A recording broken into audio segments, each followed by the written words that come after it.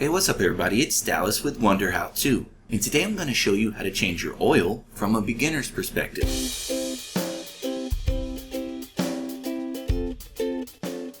Now to begin, you'll of course need to gather your supplies. When you're purchasing your oil though, it's very important to get the right weight or viscosity. The majority of cars these days take either a 5W20 or a 5W30, but to be on the safe side, make sure to verify that with your owner's manual. Then of course you'll need to get a new oil filter and some sort of tool to use when removing the old oil filter.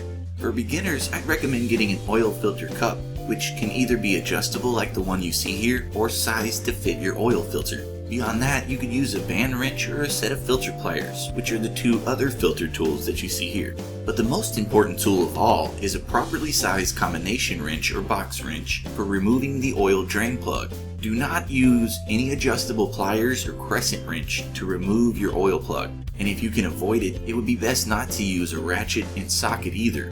A properly sized box wrench will make it a lot harder to strip the head of your oil plug, and I've got most common drain plug sizes listed at the full tutorial on Wonder How To. And really, I can't stress this enough, using the right tools will make this oil change a lot easier on you and your car. But next up is the basic oil change kit. This includes a catch pan for the used oil, then of course a funnel for adding new oil. I'd also recommend that you purchase some disposable gloves while you're in the auto parts store, because it can get a bit messy.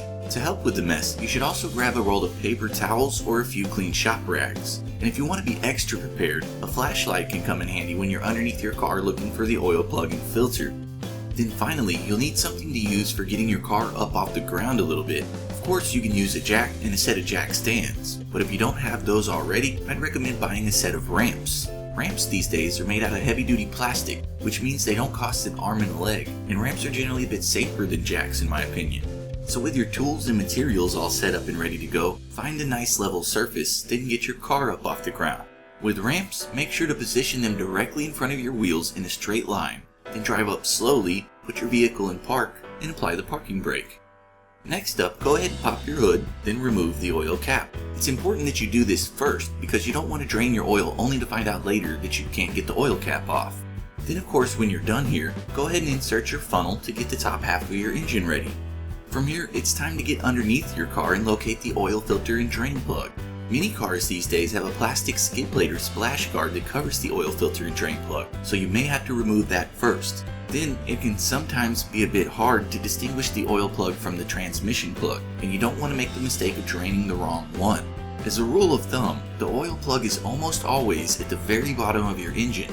With a rear-wheel drive vehicle, it's easy to identify because the transmission is very clearly behind the engine. But with front-wheel drive cars, it's a bit harder since your engine and transmission are side by side. So if you're not sure which one's which, just follow your exhaust pipe back up, which always leads back to the engine. From there, get your catch pan ready and make sure that one side is just a little in front of your oil plug so that the majority of the pan is ready to catch the oil stream.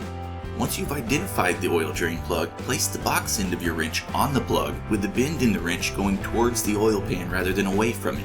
From here, apply steady counterclockwise pressure to the wrench with your off hand, then make a fist with the other hand and sort of smack your off hand with the back of it.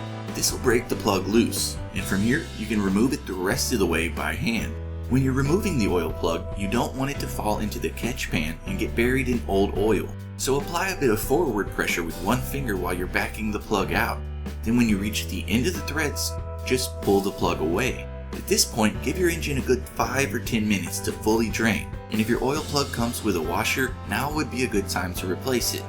When the oil is finished draining, or at least when it's down to a very slow trickle, go ahead and put the oil plug back in.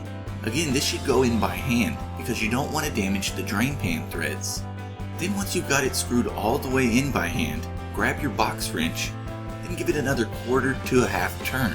You don't want to over tighten the plug, so just make sure that it's thoroughly snug. After that, grab a towel and wipe the whole area down since you don't want any oil spots in your driveway.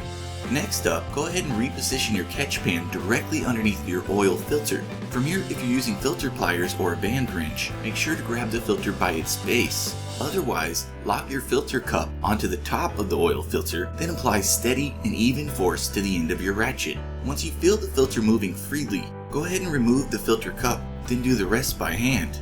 After you break the seal between the filter gasket and the base plate, you'll get a small gush of oil, so watch out for that. But once that first bit is drained off, go ahead and remove the oil filter. Be careful not to let it fall, because that would be a mess. So gently take it down, then place it in your catch pan. From here, give the filter housing a minute or two to finish draining off any excess oil. In the meantime, go ahead and grab your new oil filter. Basically, to make sure that the rubber gasket on this new filter makes a solid seal with the filter housing, grab a bottle of new engine oil, then dip your gloved finger into it. From here, just apply a thin coat of oil to the filter gasket and make sure you get it all the way around. At this point, you're ready to head back down and wrap up everything underneath your vehicle. So now that the filter housing is finished draining, go ahead and wipe the base plate clean with a paper towel or shop rag. While you're at it, wipe the whole area down again to prevent any spots in your driveway. Next, go ahead and screw on the new oil filter by hand. Don't use any tools to tighten your oil filter down, since this can damage the gasket, spindle threads, and even puncture the filter itself. But basically, once the filter makes contact with the base plate, give it another quarter to a half turn by hand, what I like to call 3-finger tight. Next up, refer to your owner's manual to get the full oil capacity for your engine. Once you know how much oil you're adding, go ahead and start pouring it in, of course. If you're not 100% sure about the capacity, I'd recommend starting low. If you end up needing to add more, that's a lot easier to do than to take some oil back out. But once you're finished adding oil, wipe off any excess, then put your oil cap back on. At this point, get your car down off the ramps and onto a level surface. From here, go ahead and start your engine, then make sure the oil pressure light on your dashboard turns off. After that, take a quick peek under your car while the engine's still running. Really, you're just checking for leaks here, so pay close attention to the oil filter and drain plug and make sure there aren't any drips. Finally, shut your engine off and wipe the oil dipstick clean. From here, fully reinsert the dipstick, then pull it back out and make sure your oil level falls into the safe zone, which is generally depicted by 2 dots. The last thing you'll need to do after cleaning everything up and shutting your hood is to reset the oil life monitor. This is a feature that almost every car has these days, and it actually does not monitor your oil.